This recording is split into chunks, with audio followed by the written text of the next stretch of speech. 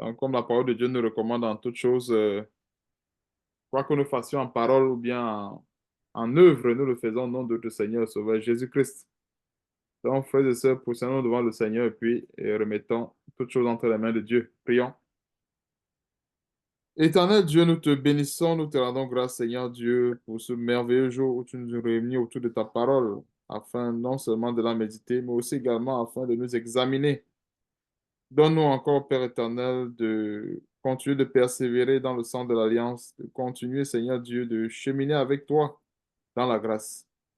Merci encore une fois de plus, Père éternel, pour tout ce que tu as prévu pour nous autres, afin que nous soyons rassasiés et que nous soyons comblés dans ta grâce.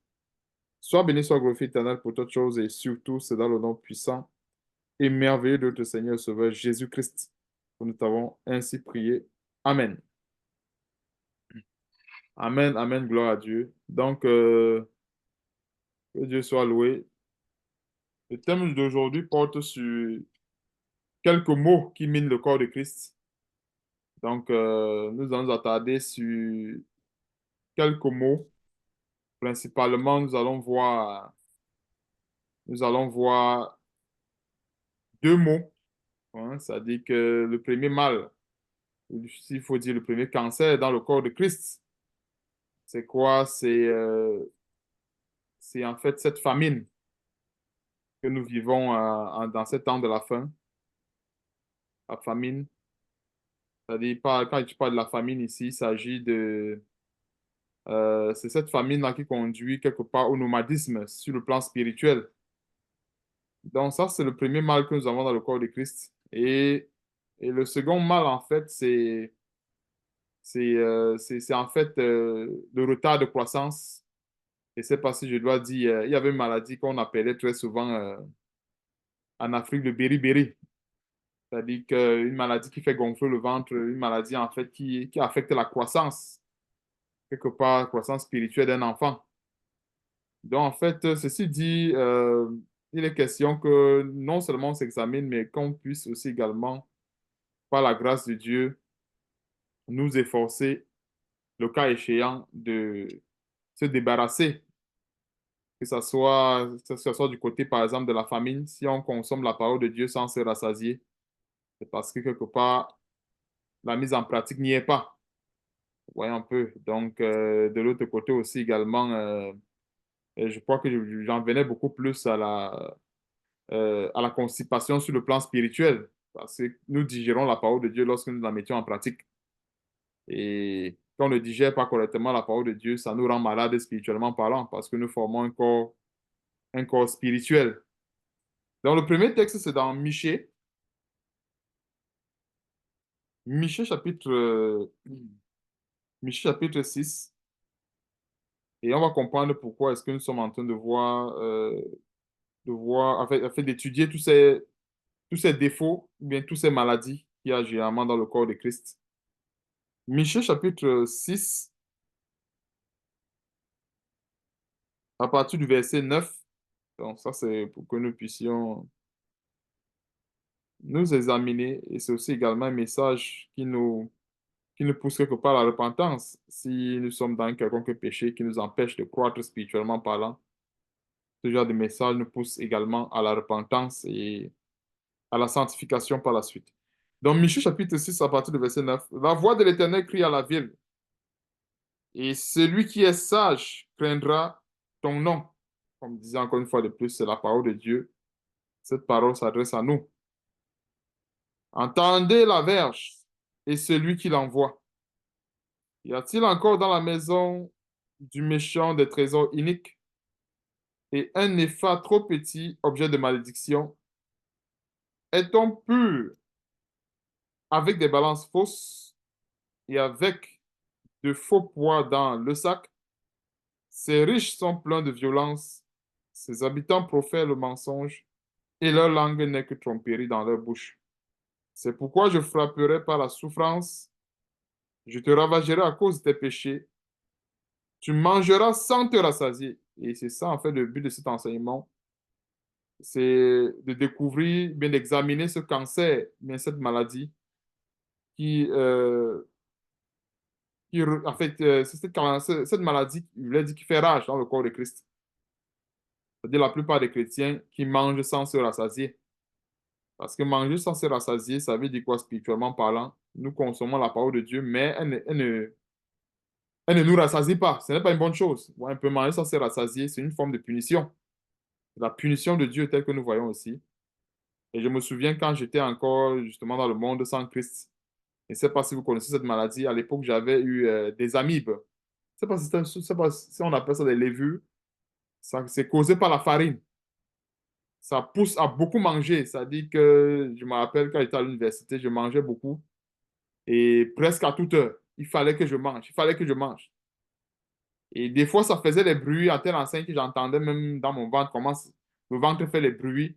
Et il fallait que je cours. Et en allant manger, des fois, je courais. Je me souvenais comment je descendais les escaliers pour aller chercher la nourriture. Donc, euh, manger sans se rassasier, c'est une maladie. Ouais, un peu, on est censé. Ce n'est pas pour rien que sur le plan physique, Dieu a permis qu'on puisse manger, on se rassasie. Si on mange à un moment donné, on ne se rassasie pas, ça veut dire qu'il y a quelque chose qui ne va pas quelque part. C'est que peut-être quelque part, il y a peut-être le fouet de Dieu, le châtiment de Dieu quelque part, tel que nous sommes en train de voir ici.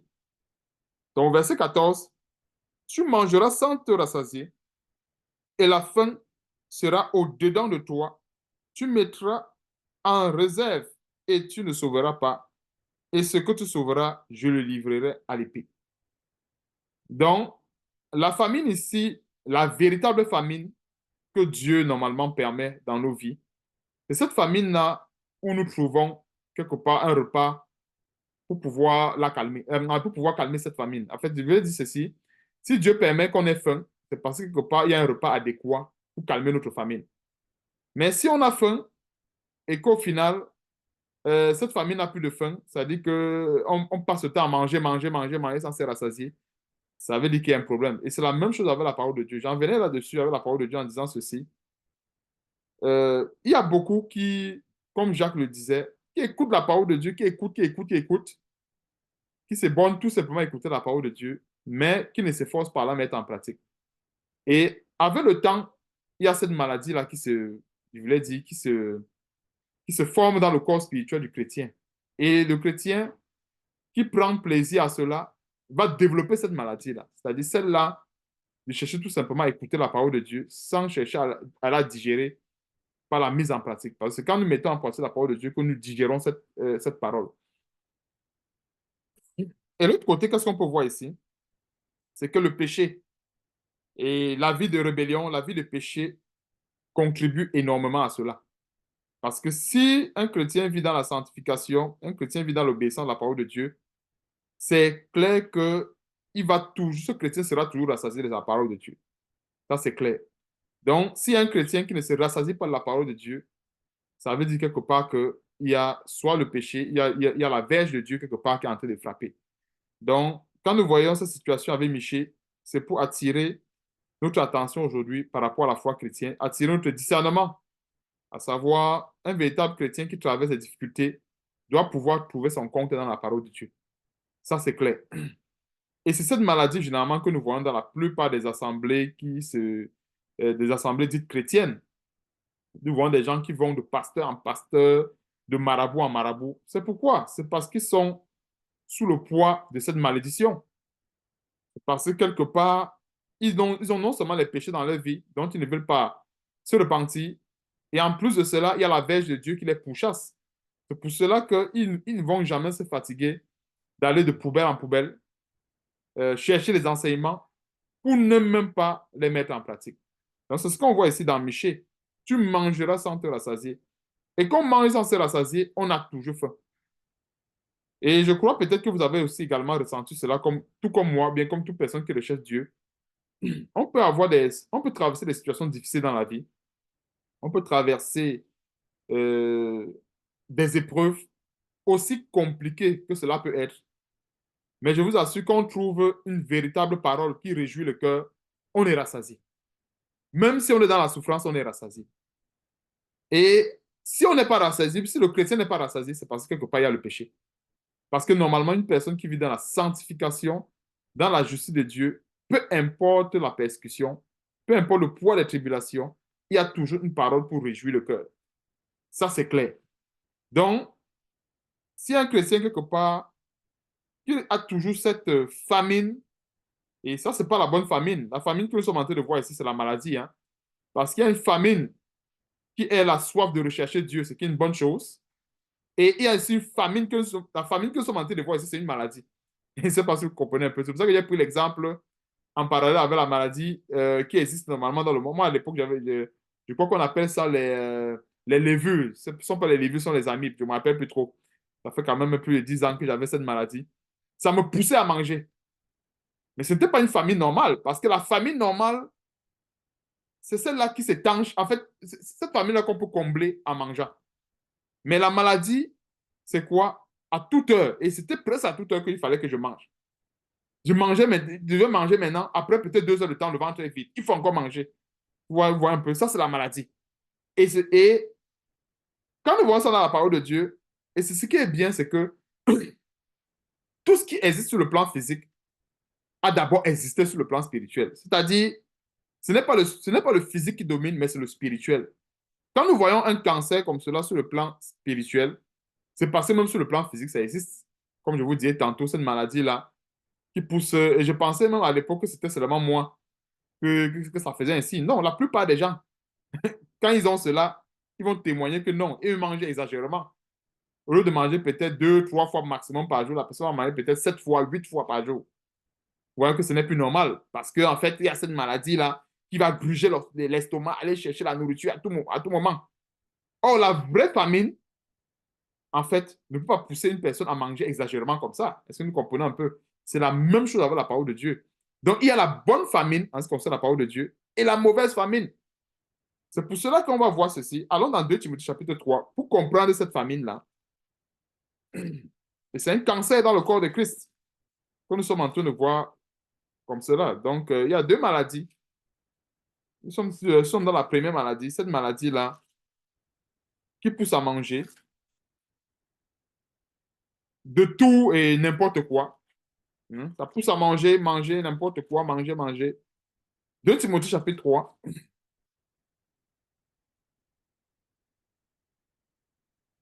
à partir du verset 6, pour être dans le contexte. Donc, commençons à partir du verset 1. Et 2 Timothée chapitre 3, en fait, explique le contexte dans lequel, en fait, explique en gros cette maladie-là. Et dans 2 Timothée chapitre 3, on va aussi également voir les femmes qui étaient possédées de cette maladie. C'est-à-dire cette maladie-là qui les pousse tout le temps à aller chercher de quoi manger, aller chercher de quoi manger. Donc, allons dans 2 Timothée chapitre 3, à partir du verset 1. Sache que dans les derniers jours, il y aura des temps difficiles, c'est ce que nous voyons encore aujourd'hui, car les hommes seront égoïstes, amis de l'argent, fanfarons, hautains, blasphémateurs, rebelles à leurs parents, ingrats, irréligieux, insensibles, déloyaux, calomniateurs, intempérants, cruels, ennemis des gens de bien. Traîtres, emportés, enflés d'orgueil, aimant le plaisir plus que Dieu. Ayant l'apparence de la piété, mais régnant ce qui en fait la force. Éloigne-toi de ces hommes-là. Il en est parmi eux qui s'introduisent dans les maisons et qui captivent des femmes d'un esprit faible et borné. On va souligner un grand détail qui renvoie encore à Michée, chargé de péché, des femmes d'un esprit faible et borné, chargé de péché. Or, quand nous rentrons dans Michée chapitre 6, nous voyons un détail ici, dans Michée chapitre 6, nous voyons ici au verset, à partir du verset 11, est, est-on pur avec des balances fausses et avec de faux poids dans le sac? Vous voyez un peu, verset 12. Ces riches sont pleins de violence, ces habitants profèrent le mensonge, et leur langue n'est que tromperie dans leur bouche. C'est pourquoi je te frapperai par la souffrance, je te ravagerai à cause de tes péchés. Est-ce que nous voyons maintenant la similitude avec 2 Timothée chapitre 3? C'est que quand nous retournons dans 2 Timothée chapitre 3, nous voyons aussi le cas, par exemple, des femmes d'un esprit faible et borné. Ça ne veut pas dire que c'est seulement les femmes. Il peut aussi également avoir les cas où il y a des hommes, mais sauf que les femmes sont plus affectées par ces maladies. Est-ce que nous comprenons un peu ce verset? En fait, ça ne veut pas dire qu'il n'y a que les femmes qui sont affectées par cette maladie. Non, c'est pas ce que ça veut dire. Mais dans ce cas-ci, et notons que dans la parole de Dieu, quand on voit séduction, la femme n'est jamais loin. C'est clair. C'est pas pour rien que dans le jardin d'Éden, la séduction est passée par la femme. Mais on ne va pas dire qu'il n'y a que les femmes qui sont séduites. Nous tous, on sait que c'est faux. Les hommes sont aussi également séduits, ce n'est pas seulement les femmes. Mais quand nous voyons séduction, c'est clair que la femme à côté. Ça, il n'y a rien à dire. On ne peut rien faire contre ça. Mais ce n'est pas parce que nous voyons des femmes d'un esprit faible et borné qu'on va penser que non. Il n'y a pas aussi également les hommes qui sont également d'un esprit faible et borné. Non. Si on voit des femmes d'un esprit faible et borné, c'est parce que majoritairement, ce sont les femmes. C'est-à-dire que par exemple, sur 10 cas, 9, ça va peut-être être les femmes et un cas, ça va être peut-être les hommes. Est-ce que nous comprenons un peu? Mais ça ne veut pas dire que non, ce n'est pas une maladie, par exemple, qui frappe les hommes. Non, ce n'est pas ce que ça veut dire. Mais nous sommes dans un cas qui est ici général. Et c'est pour ça que dans la plupart, dans la majeure partie des. Ou bien, je voulais dire, dans les cas qu'on observe en général dans la société, les cas que moi, j'ai déjà observés, c'est plus en général sont les femmes. En général. Mais il y a aussi également les hommes, mais dans la plupart des cas. Donc, des femmes d'un esprit ferme et borné, chargées de péché, dont je montre la similitude avec Michée, agitées par des passions de toute espèce. Encore une fois, de plus, il n'y a pas que les femmes qui sont agitées des passions de toute espèce, même les hommes aussi également. On connaît plusieurs, même des chrétiens, qui sont agités encore par des passions de football. Ce ne sont pas des femmes. Vous voyez un peu. Donc, les femmes, enfin, les femmes sont tout simplement utilisées ici pour dire en fait que on va dire, c'est l'élément principal. C'est-à-dire que c'est la courroie de transmission principale en ce qui concerne la séduction. Mais ça ne veut pas dire que les hommes aussi également ne sont pas séduits. Non, c'est pour dire en fait que la courroie principale en général sont les femmes. Maintenant, verset 7. En prenant toujours, ainsi nous voyons la famine ici, apprenant toujours et ne pouvant jamais arriver à la connaissance de la vérité. Donc, c'est pour dire qu'en fait, que ce soit homme comme femme, parce que je disais tantôt que les femmes ont seulement été utilisées ici comme symbole. En ce qui concerne la séduction, c'est la courroie de transmission principale. Donc, la plupart des chrétiens qui passent tout le temps à apprendre, tout le temps à étudier, tout le temps à méditer et qui n'arrivent jamais à la connaissance de la vérité, ça veut dire quelque part que c'est ce fléau-là qu'il y a. Est-ce que nous voyons, quand nous retournons dans Michée, on voit que c'est la punition. Parce qu'on ne peut pas passer tout son temps à apprendre et on n'arrive jamais à la connaissance de la vérité. Ça veut dire quelque part, la personne est punie de Dieu. C'est clair. Parce que Dieu ne ment pas. Dieu dit clairement dans sa parole que celui qui le cherche et qui le cherche de tout son cœur va finir par le trouver. Dieu le dit. Maintenant, donc, il y a d'autres personnes qui cherchent Dieu de tout leur cœur, mais qui ne le trouvent jamais. Nous tous, on comprend que ces personnes ne cherchent pas Dieu comme il faut. Oui, ils cherchent Dieu, mais ils ne veulent pas se débarrasser de Dieu afin que Dieu se révèle à eux. Parce que n'oublions pas ceci. Dieu se révèle à nous. Donc, Dieu, ce n'est pas comme... Si Dieu était comme les études que nous avons fait à l'école, je prends un exemple.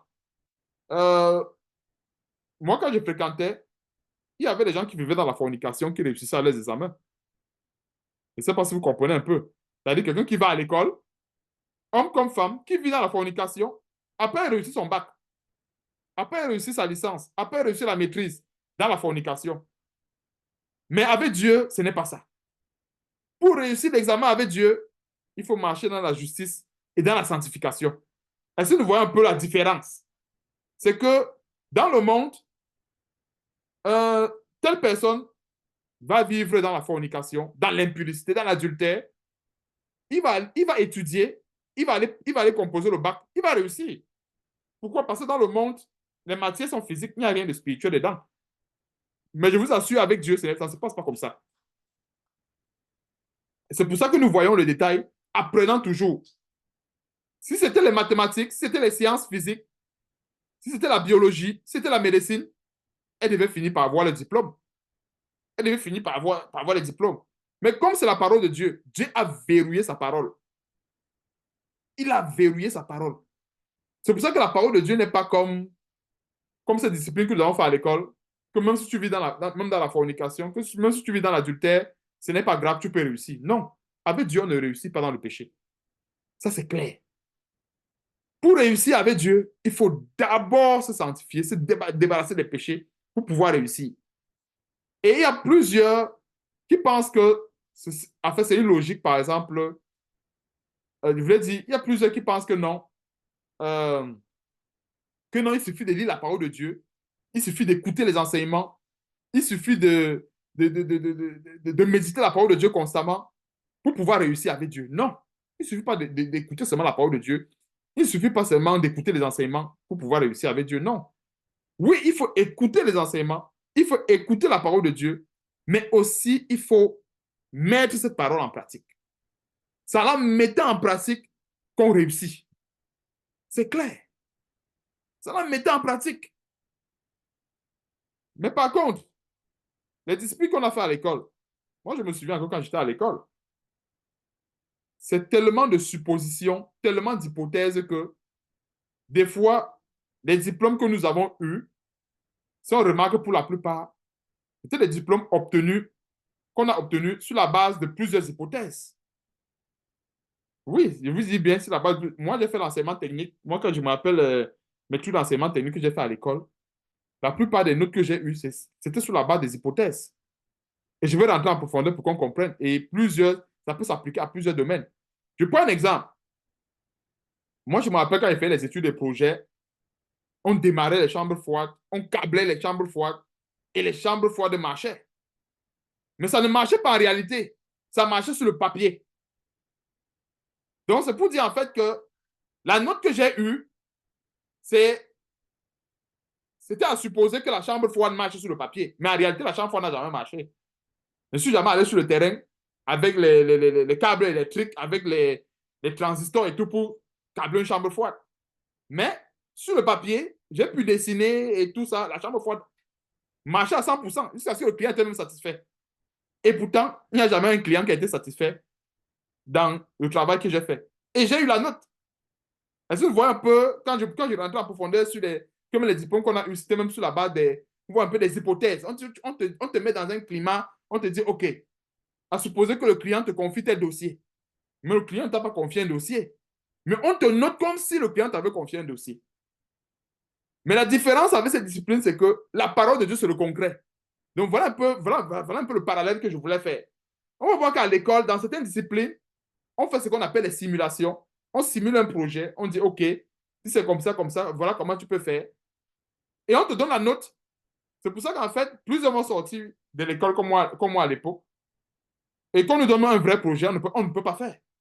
Parce qu'on a passé le temps à faire des simulations. On a supposé que oui, on met quelque chose comme ça. On a supposé que. Alors que dans le cas pratique, on ne suppose plus. Tu es sur le terrain, il faut que ça marche. Je ne sais pas si tu comprends un peu. Or, moi, j'ai eu la note comme un expert, technicien et autres, et pourtant, je n'ai jamais été sur le chantier. Mais par contre, avec la parole de Dieu, ce n'est pas ça. Et on avait un système qu'on faisait quand je me rappelle, on était à l'école. C'était un système de fonctionnement qu'on appelait TOR, c'est-à-dire tout ou rien. Et quand j'ai analysé en profondeur ce système de fonctionnement, j'ai vu que c'est comme ça que la parole de Dieu fonctionne. Dieu fonctionne avec un système tout ou rien. C'est quoi le système tout ou rien? C'est le système où ça marche ou ça ne marche pas. Voilà le système de Dieu. Ce n'est pas qu'on suppose que, admettons que, non, Dieu n'admet pas. Est-ce que ça marche? Oui ou non? Ça marche? Oui. Ça ne marche pas? Non. Or, à l'école, pour la plupart, pour ceux qui ont poussé un peu plus loin, on va voir qu'on nous a donné beaucoup des notes avec des hypothèses. On émettait des hypothèses. Admettons que, supposons que, non, avec Dieu, on ne suppose pas. Est-ce que c'est ça? Oui. Ce n'est pas ça? Non. OK. Voilà le système de Dieu. C'est pour ça que la parole de Dieu, elle est précise. C'est la précision exacte. Et comme je disais tantôt, si la parole de Dieu était comme les disciplines, comme je parlais tantôt, qu'on a fait à l'école, c'est que ces femmes allaient arriver à la connaissance de la vérité. Est-ce qu'on comprend maintenant pourquoi est-ce qu'elles n'arrivent pas à la connaissance de la vérité? Est-ce qu'on comprend maintenant pourquoi? Parce qu'avec la parole de Dieu, c'est un système à part. C'est un système tout ou rien. Ce n'est pas seulement la théorie, la parole de Dieu.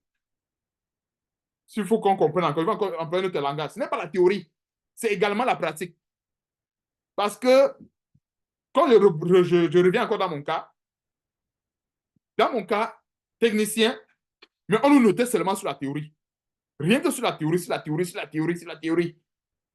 Et pourtant, en fait, ça devait être sur la pratique, beaucoup plus. Mais Dieu, il nous attend où? Dieu qui fonctionne au système tout ou rien, il ne nous attend pas seulement sur la théorie, mais sur la pratique. Mais nous savons qu'on ne peut pas pratiquer ce qu'on ne connaît pas. Raison pour laquelle nous passons d'abord par la théorie, c'est-à-dire ces enseignements que nous sommes en train de partager aujourd'hui, que nous sommes en train de consommer aujourd'hui, afin de pouvoir passer à l'étape pratique. Et Dieu nous juge dans l'étape pratique. Il ne nous juge pas dans la théorie. Parce qu'en fait, avec la théorie, on emmagasine ce qu'il faut emmagasiner, mais c'est dans la pratique que Dieu nous juge. Que Dieu voit est-ce que nous sommes vraiment les véritables enfants de Dieu. C'est dans la pratique. Or, nous voyons ici que au verset 7, elles apprenaient toujours. Donc, elles étaient seulement dans la théorie. Elles étaient théorie, théorie, théorie, chaque fois la théorie, la théorie, la théorie. Pourquoi elles ne pouvaient jamais arriver à la connaissance de la vérité? La réponse, c'est parce qu'elles étaient chargées de péché. Elles étaient faibles et bornées. Si elles s'efforçaient à se débarrasser de leurs péchés, alors c'est clair qu'elles devaient arriver à la connaissance de la vérité. C'est clair. Voilà la différence entre l'école que nous avons faite et la parole de Dieu.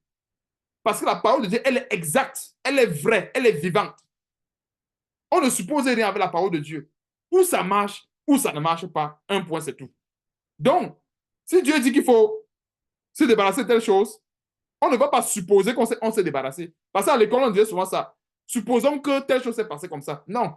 Avec Dieu, on ne suppose pas. Si Dieu dit que ça fonctionne comme ça, il faut le faire en vrai.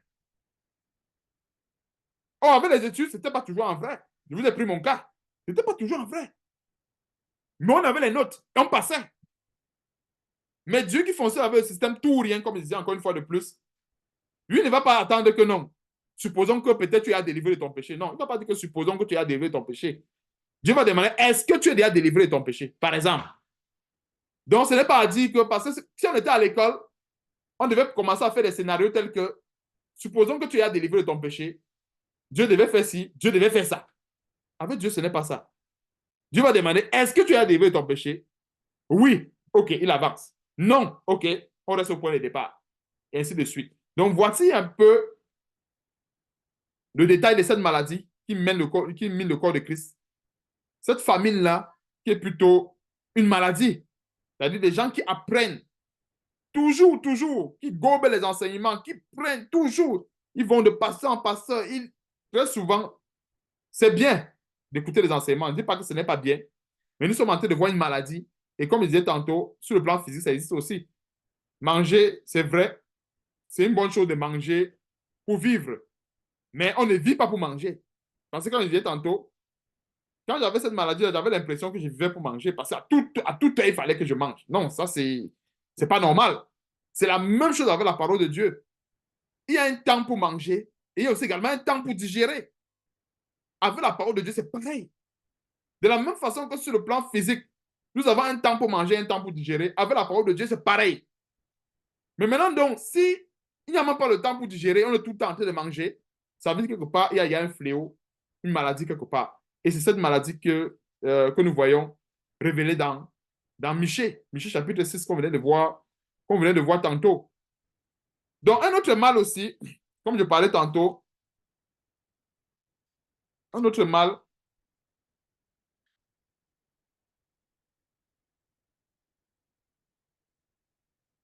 le premier mal, c'était la famine. La mauvaise famine, parce qu'il y a la bonne famine. Je fais tout pour faire une différence.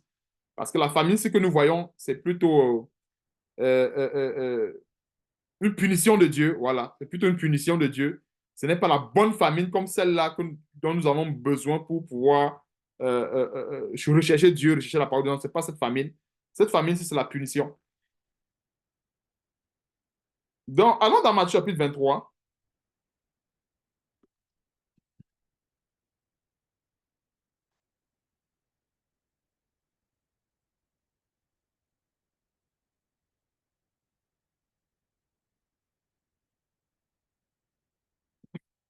On va rentrer dans la deuxième maladie qui empêche la croissance également.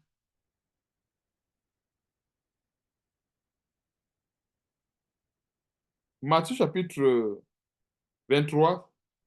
Et dans les mises en garde du Seigneur, on va voir quelque part l'origine de cette maladie. Parce que nous voyons en fait l'origine de cette maladie. Pourquoi cette maladie? D'où est-ce qu'elle vient?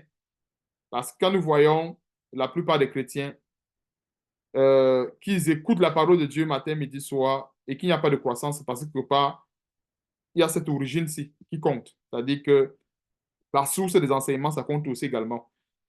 Parce qu'il y a une nourriture, de la même façon que sur le plan physique, il y a des nourritures qui font grandir, qui aident l'enfant à bien grandir. Il y a aussi également les nourritures qui constipent. Les nourritures, par exemple, qui troublent la croissance. Je crois que des fois, on disait très souvent que non, il ne faut pas donner telle chose à l'enfant parce que voilà, ça va constiper l'enfant et tout ça, machin. Donc, sur le plan spirituel aussi également, il y a des repas vraiment appropriés. En fonction du niveau spirituel de chacun, nous avons un repas approprié qu'il faut prendre. Et dans Matthieu chapitre 23, le Seigneur met en garde son Église par rapport à certains repas, justement. Certains repas, et par conséquent, euh, certaines doctrines, certains enseignements. Matthieu chapitre 23, verset 1. Alors Jésus parlant à la foule et à ses disciples dit, les scribes et les pharisiens sont dans la chair, sont assis dans la chair de Moïse. Faites donc et observez tout ce qu'ils vous disent, mais n'agissez pas selon leurs œuvres, car ils disent et ne font pas. Donc le verset 3 ici donne déjà, en quelque sorte, le menu de leur repas. C'est pour dire en fait qu'il y a un genre de repas qu'il ne faut même pas consommer. C'est-à-dire qu'un repas comme ça, si un chrétien le consomme, il ne va jamais croître. Pourquoi? Parce que pour croître, il ne faut pas seulement consommer, mais il faut aussi également digérer par la mise en pratique. Mais déjà, nous rentrons déjà dans un repas où le côté digestif n'y est pas. Parce que nous voyons, faites donc et observez ce qu'ils vous disent, mais n'agissez pas selon leurs œuvres. C'est-à-dire, c'est comme si on donne un repas à un enfant, on lui dit, imaginez un bébé, on donne un repas, mais on demande à l'enfant, OK, euh, l'enfant doit crier avec sa langue peut-être les os à tel endroit. Je ne sais pas si vous vous rappelez, mais je me rappelle, imaginons un peu les poissons qui ont les arêtes là et tout. En général, quand on veut donner le repas à l'enfant, on prend la peine pour que l'enfant puisse avaler et digérer, on prend la peine de retirer les obstacles, les obstacles dans l'aliment. Enfin, on prend la peine de retirer tout ce qui peut nuire à son alimentation. Et c'est la même chose que le Seigneur Jésus-Christ fait avec nous. Alors, quand il nous met en garde par rapport aux enseignements des pharisiens, il dit, faites donc et observez tout ce qu'ils vous disent. Ça, c'est leur menu. Mais n'agissez pas selon leurs œuvres, car ils disent et ne font pas. Donc, en résumé, le repas des pharisiens, ce ne sont pas des repas à consommer. Pourquoi? Parce que la parole de Dieu nous conduit à une finalité, qui est la mise en pratique. Donc, prenons un exemple assez simple. Deux enseignements qui édifient, comme la plupart des soi-disant chrétiens aiment dire. Ça m'édifie, ça m'édifie, ça m'édifie. Premier enseignement qui édifie, et dans cet enseignement, nous avons la mise en pratique de la parole de Dieu. Nous avons la foi qui accompagne cette parole, la vie même de la personne, le témoignage même de la personne qui enseigne accompagne cet enseignement. Ça, c'est le premier enseignement. Second enseignement, c'est toujours la vérité de la parole de Dieu. Ce sont des choses qui concernent la justice de Dieu, mais la foi et la vie de la personne qui donne cet enseignement ne témoignent même pas l'enseignement qui est en train de donner. Voilà deux repas servis. C'est clair que le second repas que je viens de dire tantôt n'est pas adéquat pour la croissance. Et ça, pour ça, se comprend un peu, vous voyez un peu là où je vais en venir. Le second repas que je viens de donner, en fait, ça va empêcher celui qui consomme de croître. C'est clair. C'est pour ça que la plupart, je dirais même tous, je dirais tous, je ne dis même pas que la plupart, j'enlève la plupart. Tous ceux en général qui consomment dans les repas des pharisiens, vous allez voir, eux, ils passent le temps à verser dans les raisonnements. Non, mais c'est que, regarde ici, Dieu dit ceci, Dieu dit, c'est que Dieu dit, ils passent tout le temps à raisonner. C'est normal, parce qu'à la base, le repas qu'ils consomment n'est pas un repas qui est fait pour le véritable corps spirituel du chrétien. Ce n'est pas fait pour ça. On ne peut pas y aller nous donner un repas Et on lui dit que, OK, en consommant ce repas, tu ne vas pas digérer. Ça veut dire que le chrétien qui consomme ce repas, il s'expose à la constipation. Je ne sais pas si je comprends un peu. C'est-à-dire, on sert un bon repas à quelqu'un, à un chrétien. Ça peut être n'importe quoi, le ndolé, peu importe. On dit, bon, repas numéro un, il est succulent, il est bon, il a toutes les qualités qu'il faut d'un bon repas, toutes les vitamines si on veut, toutes les vertus si on veut. Premier repas, avec toutes les vertus, mais il est digeste. Ça veut dire que le chrétien le consomme, il le digère. Second repas, les mêmes propriétés, vitaminé, très bonne saveur, très bon goût, tout ce qu'on veut, mais il n'est pas digeste. Ainsi, nous voyons que le choix ne se fait même. En fait, c'est très facile pour choisir. Mais sauf que quand c'est spirituel, maintenant, la plupart des chrétiens, ça dit que la plupart des chrétiens oublient. Alors que sur le plan physique, si on présentait deux repas comme ça, même à n'importe qui, on dit repas numéro un, très bon repas, vitaminé et tout. Mais avec ça, tu as la digestion. Second repas, vitaminé et tout, sans digestion. La plupart des gens vont choisir le premier repas. La plupart des gens vont choisir le premier repas. Mais je vous assure, dans la réalité, aujourd'hui, dans le corps de Christ, plusieurs préfèrent choisir le second repas. Parce qu'on dit que non, le second repas ressemble au premier repas. En tout cas, il y a des vitamines dedans. C'est comme ça que la plupart des chrétiens raisonnent. Non, non, non, il y a des vitamines. Vous exagérez. La même vitamine qu'il y a dans le premier repas, tu retrouves dans le second repas. Mais non, sauf que le second repas n'est pas digeste. Ainsi, nous voyons un peu. C'est un repas qui va donner plus tard le beriberi, qui va donner plus tard la constipation. C'est ça la seconde maladie. C'est un second repas plus tard qui va empêcher la croissance spirituelle. On ne peut pas croître en consommant ce genre de nourriture. On peut uniquement croître si on consomme un repas tel que le repas numéro un, avec toutes les vertus, mais qu'on peut digérer dans la mise en pratique. C'est pour ça que le Seigneur Jésus met en garde l'Église en disant ceci. Faites donc et observez tout ce qu'ils vous disent, mais n'agissez pas selon leurs œuvres, car ils disent qu'ils ne le font pas. Donc, à ce niveau, nous comprenons que ce n'est même pas la peine de consommer ce repas, parce que s'ils disent qu'ils ne le font pas, ça veut dire que finalement, ce n'est pas un repas pour nous. Qui veut manger sans digérer? Nous tous, on sait que on ne pose, la réponse est claire. Si Dieu disait maintenant aux gens que je veux vous donner un repas, le repas que vous aimez, mais vous n'allez jamais digérer si vous mangez ça. Le même Dieu dit encore que non, je vais vous donner le repas que vous aimez, mais vous aurez la digestion. Mais c'est clair qu'il n'y a même pas de, il n'y a même pas de choix à faire. Mais sauf que, comme le dit la logique des choses, la logique des choses, c'est quoi?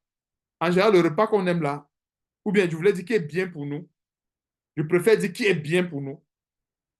Parce que généralement, ça peut être dur selon la chair. Le repas qui est généralement bien pour nous, ça peut être un peu amer dans la bouche. Mais ça va être peut-être amer dans la bouche, mais ça fera du bien aux entrailles. C'est-à-dire que la digestion, l'estomac va sourire quand il va avoir ce repas. Le tube digestif sera allégé avec ce repas.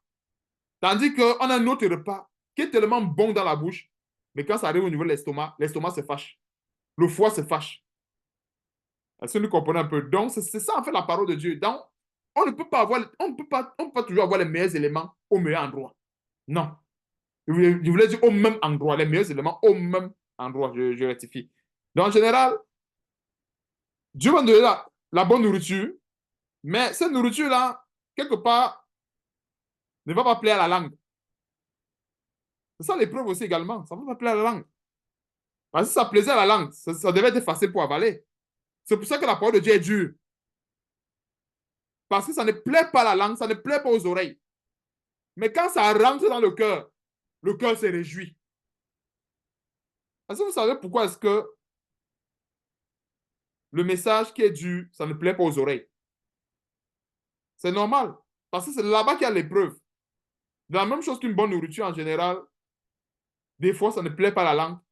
Mais c'est plus tard dans le ventre que l'estomac se réjouit, que le foie se réjouit en digérant cette nourriture. Tandis que ce qui plaît à la langue des fois, ça ne plaît pas au système digestif. L'estomac va dire, ah, je suis fatigué de recevoir tout le temps des glucoses, tout le temps de ceci, je suis fatigué. Je ne travaille plus. Par exemple, est-ce que vous comprenez un peu? C'est-à-dire, si si nos organes pouvaient parler, c'est-à-dire, est-ce que vous comprenez un peu? Si nos organes pouvaient parler, c'est-à-dire, on consomme des choses, le foie dit non, non, non, non, encore ça, non. Je ne veux plus de ça dans ce corps-ci. Ou l'intestin grêle commence à dire que non, non, non, plus de macabo. Vraiment, le macabo me donne trop de travail. Tandis qu'en fait, la vraie nourriture, quand ça descend, l'intestin grêle, autant pour moi, approuve. Le pancréas approuve. Le foie approuve. Ainsi, nous voyons un peu comment je tue des images pour qu'on comprenne la vraie parole. C'est-à-dire, dans la bouche, ça peut être amer. Dans les oreilles, ça peut être dur.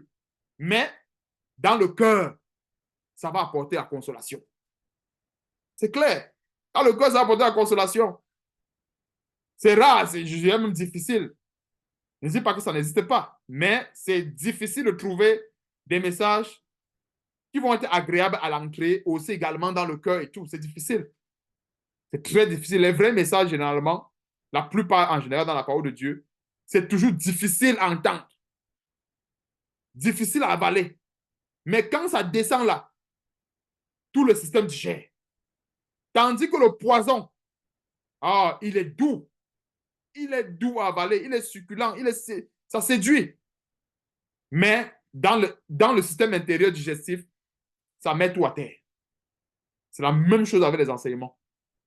Et c'est ce que nous voyons avec Matthieu chapitre 23, les enseignements des scribes et des pharisiens. Dans le verset 3, car en fait, c'est un verset qui nous donne en fait le statut de ces enseignements-là. C'est-à-dire que tous les enseignements des pharisiens, c'est tout ce que nous avons au verset 3. Tout ce que le Seigneur Jésus raconte par la suite, jusqu'au verset, jusqu'à la fin, c'est résumé dans le verset 3. C'est simplement les détails qu'il donne. Il donne maintenant les détails et les détails. Mais sinon, il a présenté l'esprit qui se cache derrière les enseignements des pharisiens au verset 3. Déjà, avec le verset 3, on n'a plus besoin de continuer la suite. Pourquoi? Parce que le Seigneur Jésus qui nous a donné l'esprit qui se cache derrière. Est-ce que nous comprenons un peu? L'esprit se cache derrière. Les gens qui aiment les premières places, qui aiment les premières places dans les festins, qui aiment être appelés rabbi et tout ça. Ce ne sont pas les choses qui sont louables selon le Seigneur. Ce ne sont pas les choses qui sont qu'on peut. Ça ne fait pas partie de la justice de Dieu. Donc, raison pour laquelle ce genre de repas amène de la constipation spirituelle. Jean chapitre 1, quand je parlais de la digestion, Jean chapitre 1, on a vu le premier plan, la famine. Mais la famine qui n'est pas la vraie, enfin, qui n'est pas la bonne famine, la mauvaise famine, qui pousse la plupart des chrétiens à être des nomades spirituels. C'est-à-dire, les pousse à aller manger, manger à tort et à travers, manger, manger. Mais nous sommes aussi également en train de voir la seconde maladie, la constipation spirituelle, qui est causée par ce genre d'enseignement, des scribes et des pharisiens, des enseignements qu'on ne peut pas digérer. Ça donne plus tard de la constipation spirituelle. Dans Jacques chapitre 1,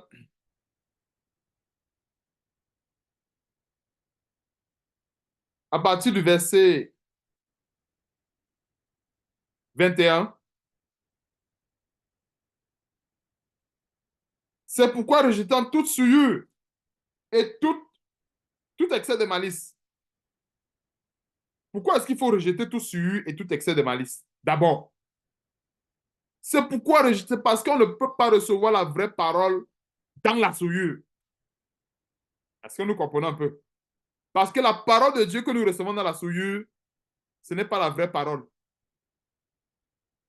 Ça ne, en fait, ça ne comble pas la faim. La plupart des gens qui reçoivent la parole de Dieu dans la souillure sont sous la malédiction de Michée chapitre 6 qu'on venait de voir tantôt, verset 14. Est-ce que nous comprenons le détail? Vous voyez comment c'est la parole de Dieu, ça se lie ensemble. On a vu tantôt dans Michée des gens qui mangeaient parce qu'ils étaient sous la malédiction sans se rassasier. Maintenant, dans Jean chapitre 1, Dieu nous donne les conditions pour recevoir la vraie parole et pour la digérer. La première condition, c'est quoi? C'est pourquoi rejetant toute souillure et tout excès de malice. Maintenant, le second plan, c'est recevez avec douceur la parole qui a été plantée en vous et qui peut sauver vos âmes. On ne peut pas recevoir cette parole s'il y a la souillure, s'il y a la malice, s'il y a le péché et qu'on sort. On ne peut que le recevoir après, après avoir rejeté le péché, rejeté la souillure et la malice. Sinon, ça donne le premier cas de figure de maladie que nous avons vu tantôt. Une famine sans cesse. C'est-à-dire des chrétiens qui ont tout le temps faim. Et ils mangent tout le temps, mais ils ne sont jamais rassasiés. C'est normal. La qualité du repas, ça ressemble à quoi? La qualité de la vie ressemble à quoi?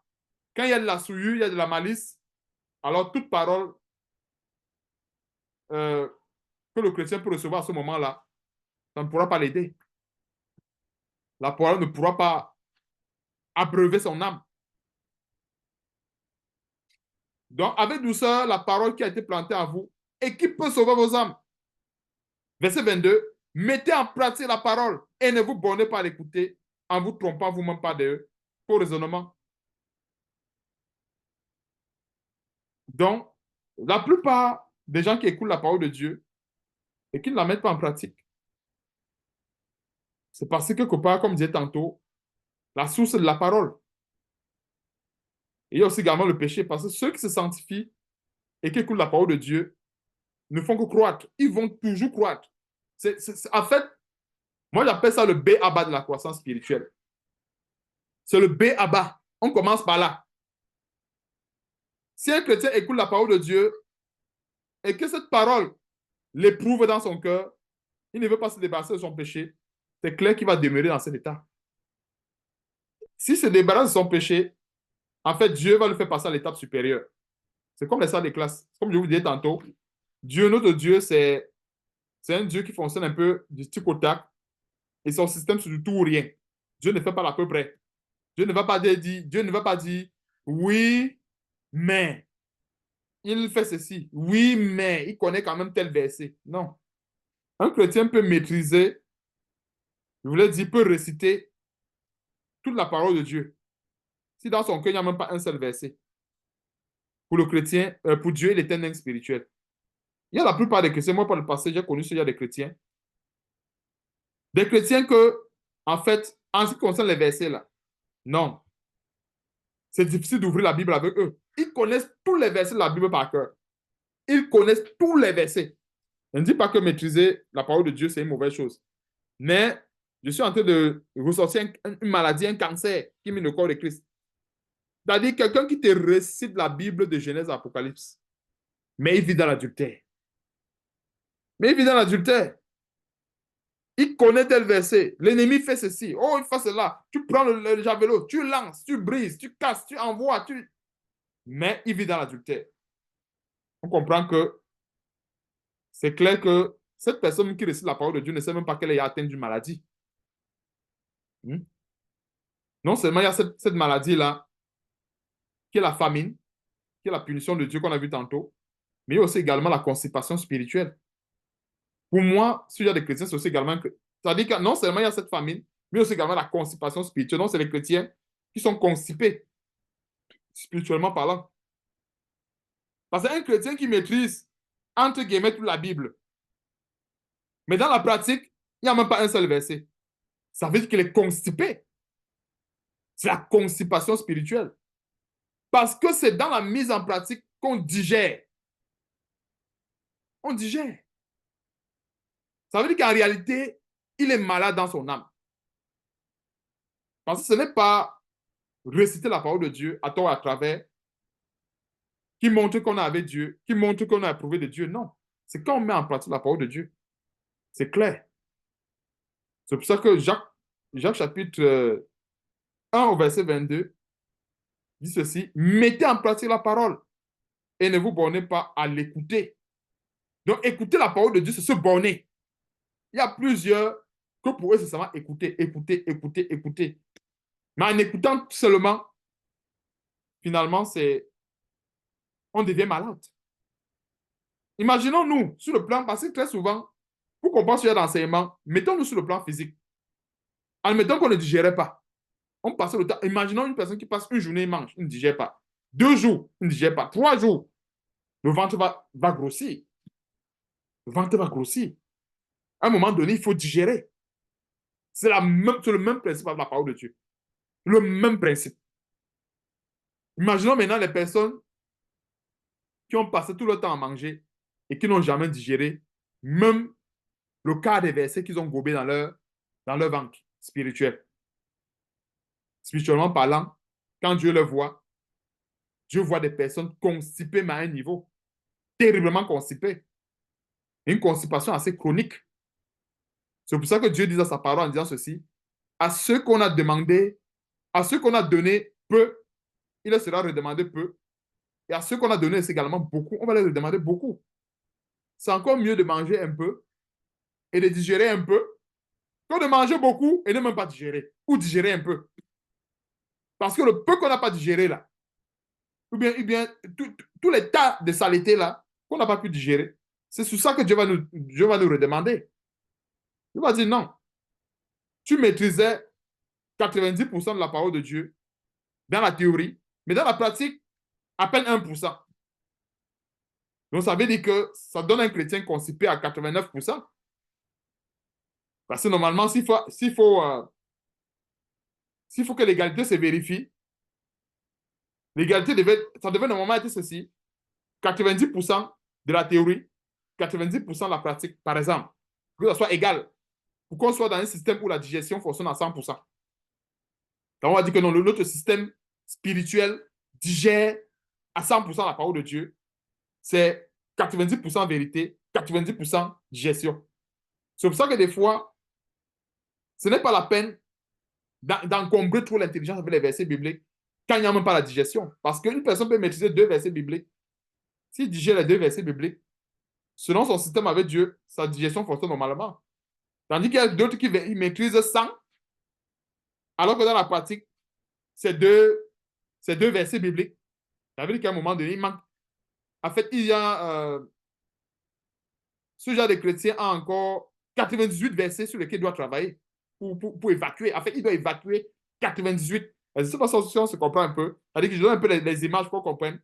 C'est-à-dire 100 versets que le chrétien a dans son intelligence, 2 en pratique. Ça veut dire que Dieu l'attend encore sur 98. Parce que Dieu, c'est la perfection.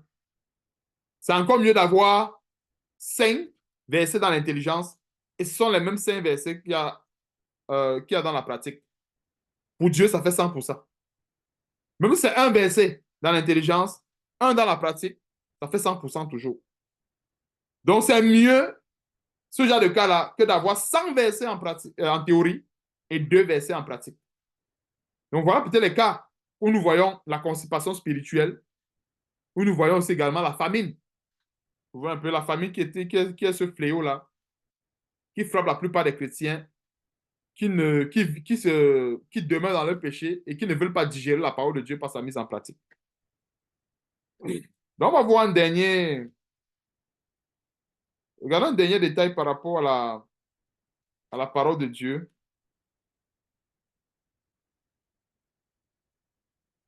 Je sais à quel niveau? Jacques chapitre. Oui, mettez en pratique la parole au verset 22, verset 23. Car si quelqu'un écoute la parole et ne la met pas en pratique, il est semblable à un homme qui regarde dans un miroir son visage naturel et qui, après s'être regardé, s'en va et oublie aussitôt quel il était. Mais celui qui aura plongé les regards dans la loi parfaite, la loi de la liberté, verset 25, et qui aura persévéré n'étant pas un auditeur oublieux, mais se mettant à l'œuvre, celui-là sera heureux dans son activité. Voilà un peu, donc voilà un peu là où on doit toujours nous mirer par rapport au verset 25. Ne pas être des auditeurs oublieux. Et c'est facile d'oublier la parole de Dieu. Quand on dit oublier la parole de Dieu, beaucoup de gens pensent que c'est oublier les versets bibliques. Non, il y a plusieurs. Et j'en connais certains. J'ai connu certains chrétiens comme ça. Dans son intelligence, c'est bourré des versets bibliques. Bourré. Il dit bien bourré des versets bibliques. Mais dans le système de Dieu, de la mise en pratique, il n'y a même pas un seul verset. Dieu va dire que ça, c'est un auditeur oublieux. Parce que dans son système, Dieu ne voit rien. Mais par contre, c'est devant nous qui va nous épater avec les versets, sortir les versets à tort et à travers. Mais Dieu, lui, ne voit rien. Rien du tout. Parce que Dieu voit seulement la pratique. ou un peu, Dieu c'est seulement la pratique. Donc, ce n'est pas pour dire que la théorie ne sert à rien, non. Mais pour Dieu, là, il compte seulement que c'est la pratique. Est-ce que la lampe brille? Oui, elle brille. OK, c'est bon, terminé. Dieu ne veut pas savoir. Non, il a reçu son coup, mais sauf que, non, non, non. Dieu va dire, la lampe ne brille pas. Il faut que ça brille. C'est comme ça que Dieu fonctionne. Encore moi, je me rappelle quand on était à l'école, j'ai câblé des systèmes qui fonctionnaient, les ampoules brillaient, et pourtant, les ampoules ne brillaient pas en réalité. On m'a donné les points comme une personne qui a fait briller les ampoules. Non, non, on va supposer que. Dieu ne suppose pas. Est-ce que c'est blanc? Oui, OK, c'est blanc. C'est noir? Oui. Dieu, c'est comme ça. Donc, on va terminer avec Josué chapitre 1, par la grâce de Dieu. Et on va comprendre pourquoi est-ce que Josué donnait cette recommandation. On va comprendre pourquoi est-ce que Dieu, par Moïse, donnait cette recommandation à Josué. Je ne me trompe pas, je crois que c'est Dieu qui parlait ici. Je crois que c'est l'Éternel qui s'adressait directement à Josué. Excusez-moi, c'est Dieu lui-même qui s'adressait à Josué.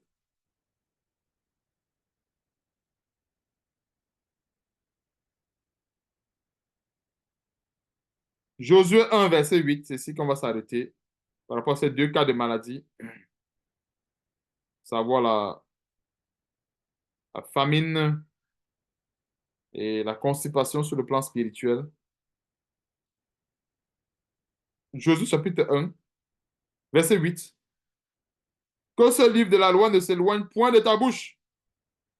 Médite le jour et nuit pour agir fidèlement selon tout ce qui est écrit.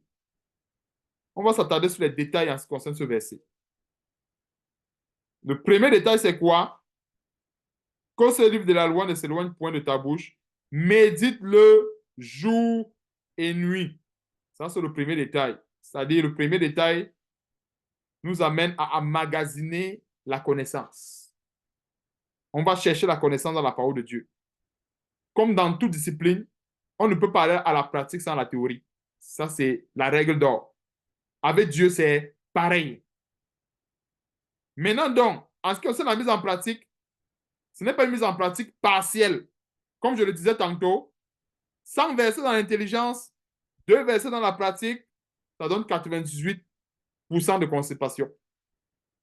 Il n'y a que 2% qui a été digéré et 98%, c'est la constipation. Si nous voyons un peu. Donc, Dieu dit que ceci, médite le jour et nuit pour agir fidèlement selon tout ce qui y est écrit. Tout. C'est le tout là qui montre qu'en fait, admettons que Josué, ou bien que nous avons euh, emmagasiné 10 versets dans notre intelligence, selon le système de Dieu, Dieu nous attend à mettre en pratique les 10. Est-ce que nous comprenons un peu?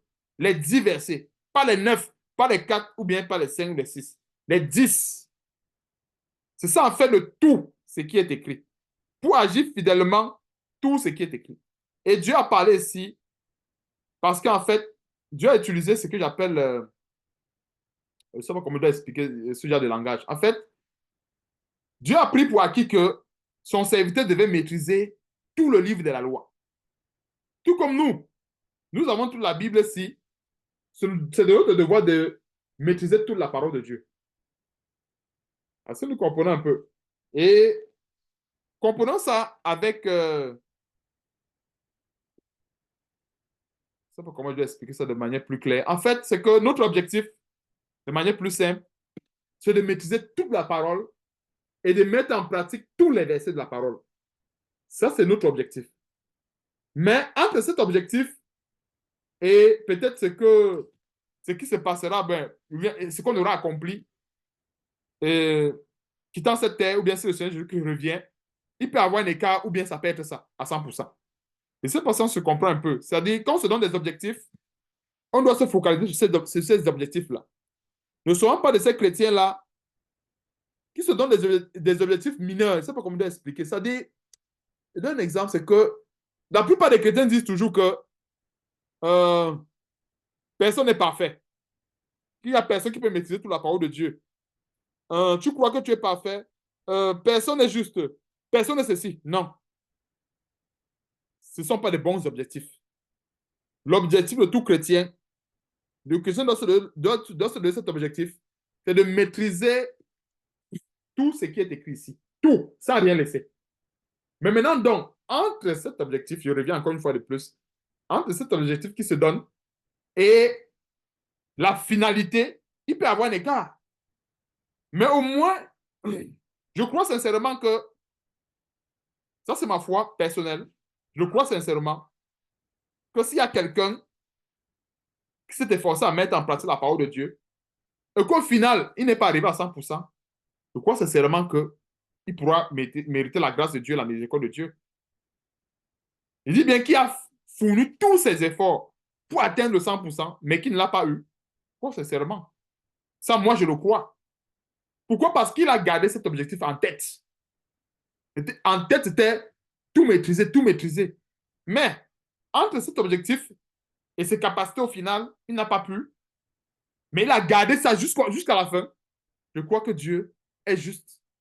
Et je crois que Dieu pourra récompenser sur les chrétiens.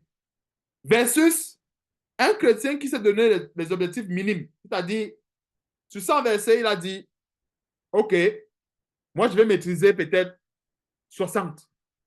Parce qu'il n'y a personne en tout cas qui est juste. Et il pense même que les 60 versets là sur les 100 que Dieu a donné, que c'est même beaucoup. Il se donne un objectif de 60 et à la fin même, c'est même pas la moitié qu'il maîtrise. Parce que nous voyons que il sera battu, en fait, il sera jugé sévèrement devant Dieu. Parce que quand nous regardons la parole de Dieu, Dieu dit quoi à Josué? Relisons encore. Que ce livre de la loi ne s'éloigne point de ta bouche. Quand on parle du livre, c'est tout le livre. Ce n'est pas une partie du livre. C'est tout le livre. C'est la même chose. Donc, quand je parle de la Bible, c'est toute la Bible. C'est toute la parole de Dieu à 100%.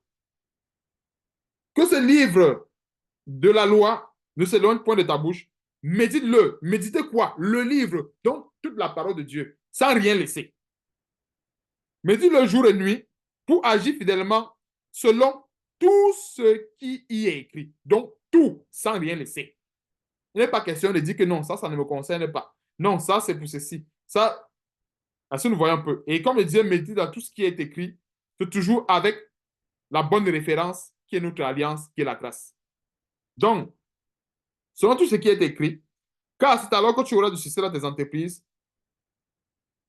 c'est alors que tu réussiras. Voilà comment est-ce que Dieu nous attend. Voilà comment est-ce que Dieu nous perfectionne dans sa parole. Eh bien, voilà, en fait, là où Dieu nous attend. Dieu nous attend à ce niveau. Ce n'est pas que nous recevons la parole de Dieu, nous avons la parole de Dieu, on choisit des couloirs, on se dit non, moi je vais faire seulement 30% parce que je juge que non, personne n'est parfait. Et même dans les 30%, on n'arrive même pas à tout faire. Ou bien le chrétien n'arrive même pas à remplir les 30% qu'il a même choisi. Et comme je disais tantôt, Dieu c'est tout ou rien. Soit on fait tout, soit on ne fait rien. Et ce n'est pas parce qu'on fait tout qu'on va forcément tout réussir. À la fin, comme je disais tantôt, Dieu va juger. Il dit bien à la fin. Il y a d'autres qui vont arriver devant le Seigneur. Ils ont choisi toutes les matières de la Bible. Il y a d'autres, peut-être, en ayant choisi toutes les matières, ils ont peut-être pu valider 30. Dieu va les accepter. Et d'autres qui ont choisi 60 et qui ont validé 40, Dieu va refuser. C'est clair. Parce que quelque part, oui, il a choisi peut-être 100, il a validé 30. Peut-être les 30 qu'il a eu à valider, Dieu peut regarder les circonstances, les efforts, les tribulations et autres, dire que non. Bon, toi au moins tu t'es focalisé sur 100, tu as pu prendre 30, mais l'autre s'est focalisé sur 60. Ça veut dire que l'autre s'est focalisé sur une partie de ma parole. Et déjà ça, Dieu n'aime pas ça. La Bible demande de ne pas retrancher la parole de Dieu. Parce qu'une autre façon de retrancher la parole de Dieu, c'est de choisir les versets bibliques. Parce que nous voyons comment ça peut être sournois, comment ça peut être hypocrite. C'est-à-dire de dire que non, moi je vais choisir tel verset. Ça veut dire que les autres versets, le chrétien a déjà retranché ça. Or, si je choisis tout, et que pour des raisons X ou Y, il y a des manquements, en ce moment, Dieu va juger. Est-ce que ces manquements étaient justifiés ou pas? Est-ce que nous comprenons un peu? Mais c'est toujours de garder en tête que c'est toute la parole. Toute la parole à assimiler, toute la parole à mettre en pratique. C'est comme ça que nous devons travailler. Et j'ai toujours apprécié cela, même dans les... À l'époque, j'avais un camarade de classe à l'époque qui est décédé et moi, je me rappelle à l'époque quand j'étudiais avec nous, avec lui, on n'était pas quand même nombreux, on formait un groupe à l'époque. On était le genre, on aimait focaliser notre... On aimait tirer nos forces dans toutes les matières. Si nous voyons un peu, on aimait tirer, c'est vrai qu'on avait nos matières, mais on aimait tirer nos forces dans toutes les matières en général. Donc, c'est pour dire, bon, en mettant ma matière, c'est peut-être les sciences physiques, mathématiques, mais les autres matières encore, bon, ça me dérange. Mais ça ne nous empêchait pas d'aller chercher la force, même là où on n'avait pas. C'est pareil avec la parole de Dieu. C'est pareil. La parole de Dieu, c'est comme les disciplines. C'est-à-dire qu'il y a des versets qui sont plus durs que d'autres. Mais ce n'est pas parce que c'est plus dur que d'autres qu'il faut abandonner. Bien au contraire. Et Dieu le sait. C'est que ce matin, le partage, Dieu sait. Il y a d'autres versets, quand on arrive devant le verset, on est content, on le met en pratique. Mais l'autre verset, quand on arrive devant, on dit, waouh, ici, là, j'ai encore le travail. Mais il faut pas abandonner. Je ne sais pas si tu comprends un peu. La plupart des chrétiens, c'est ça. Parce que le chrétien qui va maintenant raisonner en disant, ah, il n'y a personne qui est juste. Non. Il faut affronter le verset là qui est dur. Là. Dieu ne choisit pas les versets bibliques. Parce qu'il y a des chrétiens, moi, connus comme ça par le passé. Quand il s'agit de donner, je vais te donner un peu l'exemple de deux versets. Prenons tout seulement deux versets. On parle peut-être, Dieu parle peut-être d'aimer son prochain comme soi-même. Si quelqu'un a deux tuniques, qui donne un à son prochain et tout. OK. Il y a des gens qui vont respecter ça facilement. Il y a des gens que, surtout la plupart des catholiques, quand je les ai observés, c'est des gens que, waouh, sur le plan de la charité, euh, je n'ai pas connu des gens qui exercent la charité comme eux. C'est-à-dire, il y a des chrétiens là que, waouh, côté charité, quelqu'un est capable de te donner même toute sa maison, hein. C'est dit la vérité. C'est-à-dire que, ça, je parle de la charité sans Christ, hein, parce que bien sûr, quand je vais mettre Christ à l'intérieur, on va voir les éléments principaux de la charité. Donc, si quand il s'agit seulement de donner le matériel, là, il y a des gens que non, qui ne connaissent pas Dieu. Mais tu as besoin de quoi? Non, ils peuvent voler. J'ai déjà vu ce genre de personnes. Ils sont prêts à tout te donner. Mais quand tu dis, il faut sortir de la fornication, oh, la personne baisse la tête. Tu veux qu'on vive comment? Toi aussi. Machin, les temps sont devenus comment? Et là, maintenant, les raisonnements vont sortir. Mais pourtant, quand il faut peut-être voler au secours des autres, non. Cette personne-là, non. Tu n'as même pas besoin de dire que, ah, elle est déjà arrivée. Est-ce que vous voyez un peu? Et pourtant, comme je disais tantôt, la parole de Dieu, ce n'est pas choisi. Donc, si on prend peut-être deux versets, tu vois, aussi, il y a des personnes, il y a des chrétiens, quand il s'agit peut-être d'aider financièrement les frères ou matériellement les frères et sœurs, non, elle est championne. Ou bien il est champion. C'est la personne qui donne le plus d'offrandes, le plus de... Mais qui dit qui donne, ça veut dire qu'il y a des personnes qui donnent, franchement. Tu vois ce qu'on va se dire que waouh. Mais quand il faut donner le sacrifice qui plaît à Dieu, véritable, abandonner le péché, à ce moment, la personne commence à raisonner. Tu vois que dans ce cas, Dieu qui considère tout ou rien, pour Dieu, ça donne quoi? Nous avons la réponse, zéro. Ça donne zéro, tout simplement. Parce que dans le système tout ou rien, je vais vous expliquer quelque chose dans le système tout ou rien, c'est soit 100% ou 0%. C'est ça, en fait, le système tout ou rien. C'est pour dire qu'avec Dieu, c'est soit 100% ou 0%. Maintenant, quand nous prenons 100%, l'élément qui représente 100%, c'est 1. Alors, quand on a 0,99, Dieu va ramener tout ça à 0. Il ramène tout à 0.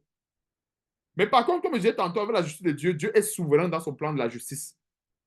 Donc, on peut ramener peut-être 55%, 0,55, mais que 0,45 là, c'est justifié selon Dieu, selon la justice de Dieu. Dieu est souverain pour le ramener, pour le rehausser à 100%. Est-ce que vous connaissez pas si on comprend un peu un détail?